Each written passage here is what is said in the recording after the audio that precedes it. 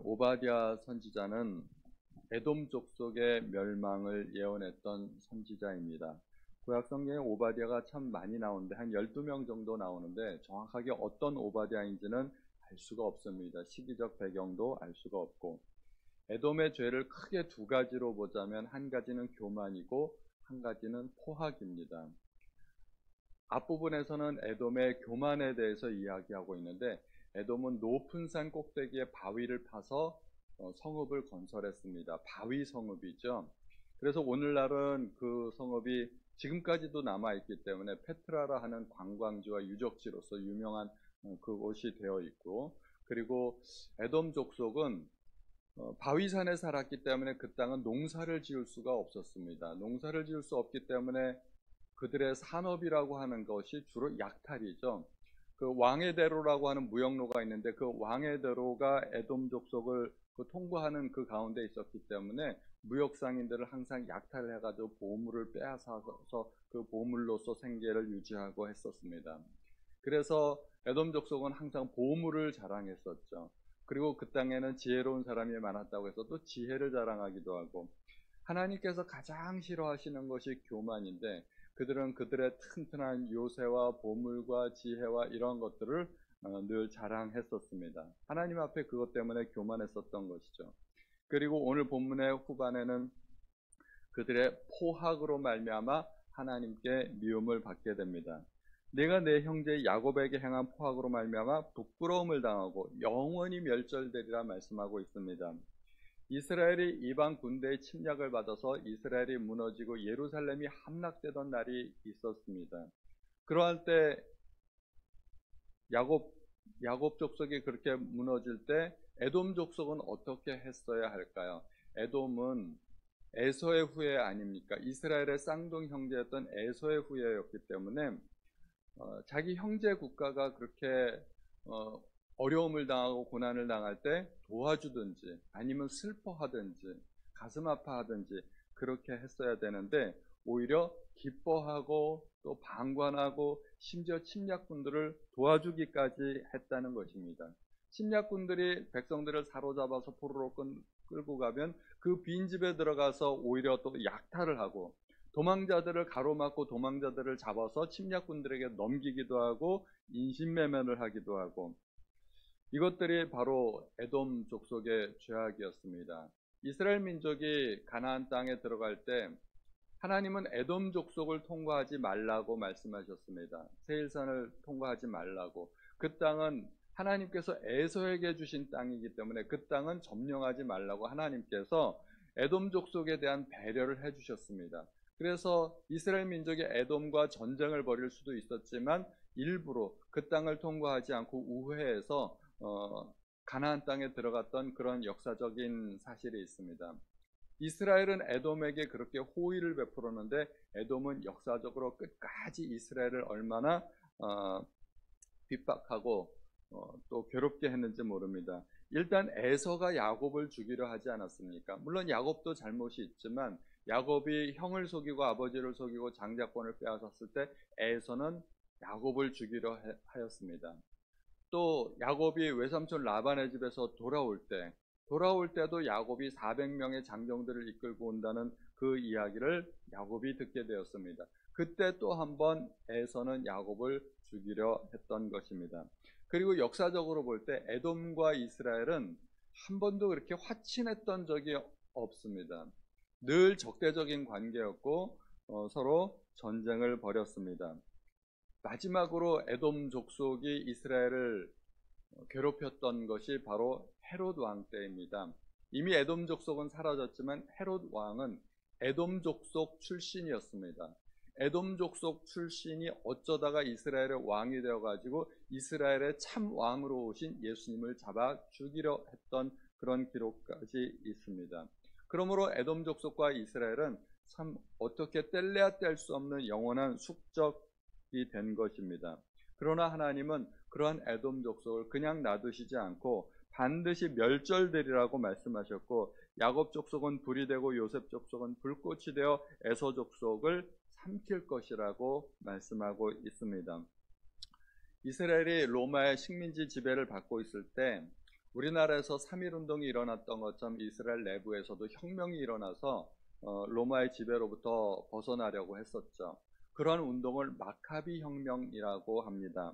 마카비 혁명 때 이스라엘을 이끌었던 지도자 중에 한 사람이 힐카누스라는 사람이 있는데, 이 힐카누스가 유대민족의 힘을 키워가지고 에돔 족속을 완전히 합병해버리죠. 그래서 에돔 족속은 그 이후 역사상에서 완전히 사라져버리게 됩니다. 이렇게 에돔 족속을 합병했기 때문에 그것이 배경이 되어서 헤롯이 에돔 족속 출신이지만 이스라엘의 왕이 되는 그러한 일도 나타나게 되는 것입니다. 하나님의 말씀이 에돔은 영원히 멸절되리라 했는데, 지금까지 에돔 족속은 이제 흔적을 찾을 수 없을 정도로 완전히 사라져버리고 말았습니다. 그러나 이스라엘은 여전히 지금 팔레스타인 땅에서 전쟁을 벌이면서 그 나라가 건재하지 않습니까? 하나님의 예언은 한치도 변함이 없는 것을 우리가 알게 됩니다. 에돔 족속이 얼마나 이스라엘에게 포악을 행했는가? 이스라엘 민족에게 전쟁이 일어나서 예루살렘이 함락될 때 8가지 죄악을 나열하고 있습니다. 그 재앙의 날에 방관할 것이 아니며, 12절부터 나오는데, 방관하지 말라 하는 얘기는 그들이 방관했다는 이야기입니다. 옆에 서서 구경만 하고 있었다는 얘기입니다. 또 기뻐할 것이 아니며, 그들은 기뻐했다는 것입니다.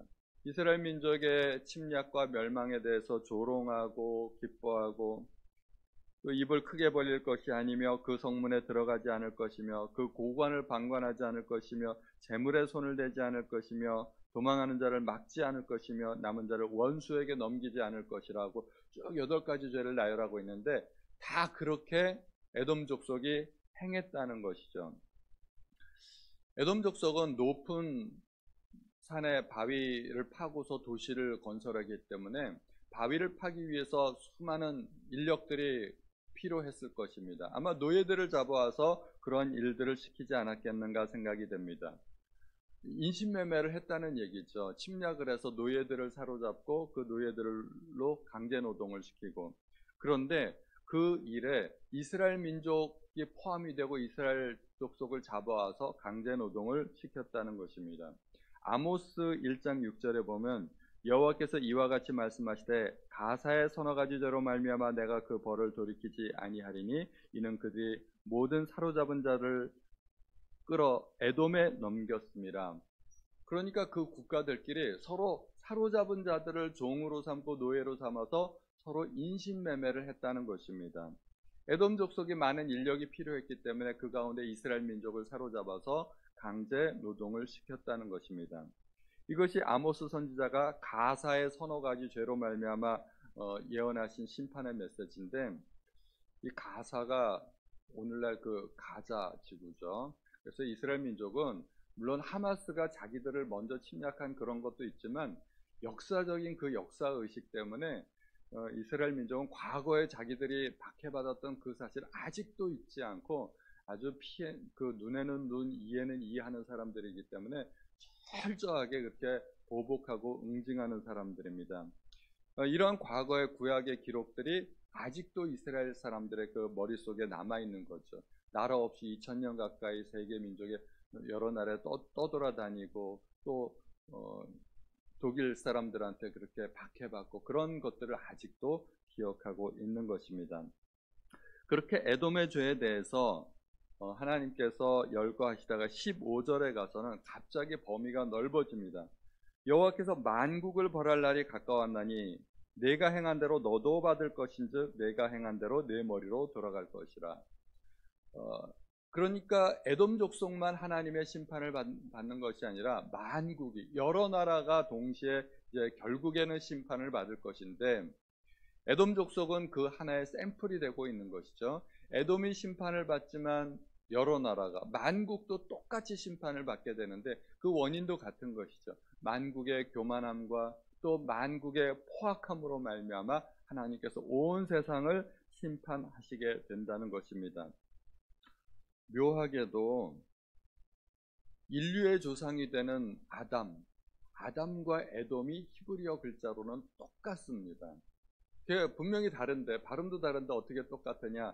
히브리어 고대 문자를 보면 모음이 없어요. 자음만으로 이루어져 있기 때문에 이를 아담이라고 쓰면 이제 모음을 다 빼버리고 읽으면 이게 아담인지 에돔인지 알 수가 없다는 겁니다. 그래서 똑같은 글자를 놓고 아담이라고도 읽어도 되고 에돔이라고 읽어도 되고 그런 묘한 또 하나님의 섭리가 있는 것이죠.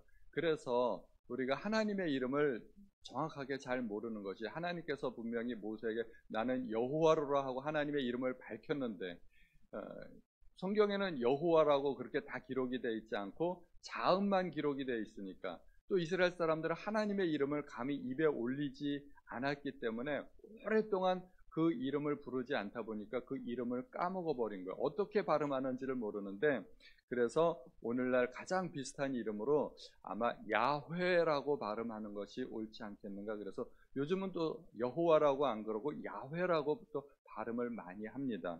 그래서 야훼나 여호와나 다 같은 이름이라고 우리가 생각을 하면 될 것입니다.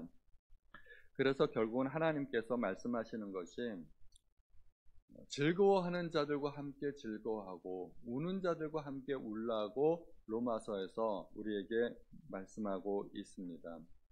우리는 이웃의 슬픔과 어려움을 방관하는 사람이 아니라 함께 슬퍼하고 또 기쁜 일이 있을 때 함께 기뻐하고 함께 즐거워하는 그런 사람이 되어야 할 것입니다.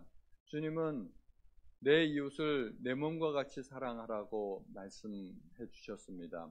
그러므로 우리는 오직 나만을 위해서 이 세상을 살아가는 것이 아니라 이웃을 돌보고 이웃이 어려울 때 그 어려움에 동참하고 함께하고 그런 사람들이 되어야 할 것입니다. 그것이 바로 하나님의 나라가 이루어지는 것입니다.